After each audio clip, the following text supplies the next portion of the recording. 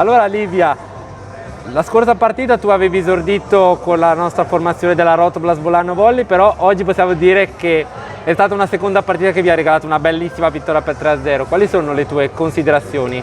Sì, siamo state secondo me più squadra, nel senso che abbiamo trovato più equilibri, un po' più ordine, c'è ancora sicuramente tanto da lavorare, ma abbiamo capito dove possiamo aiutarci e dove invece sono cose buone che sono uscite, ecco.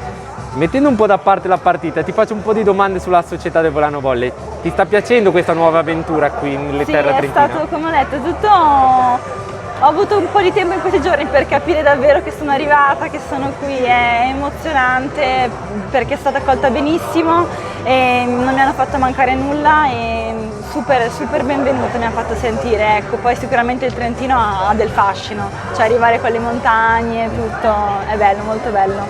E è comunque un bel curriculum in B1 in questi ultimi anni, quindi approdare in una squadra come il Volano potrebbe essere un'ulteriore sfida per puntare ai piani alti, vero? Sì, certo, l'obiettivo è sempre affermarmi e giocare bene e divertirmi, ecco. Sto cercando di trovare un po' di continuità, di integrarmi con la squadra quest'anno.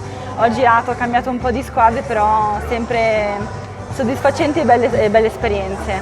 Detto un po' scaramanticamente, qual è il tuo obiettivo principale con il Volano? Col Volano? Allora, innanzitutto divertirmi, cioè proprio essere spensierata in campo senza preoccupazioni. Poi ovvio che giocando tranquille, con ordine e insieme, aiutandoci soprattutto, i risultati arrivano e arrivano molto belli certamente, quindi ne sono convinta.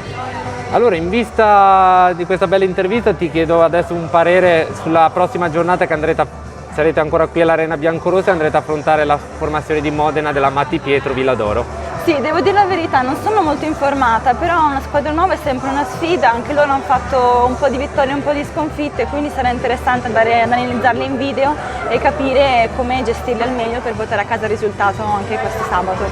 Grazie Livia e benvenuta al Volano Volley. Grazie, ciao a tutti, grazie.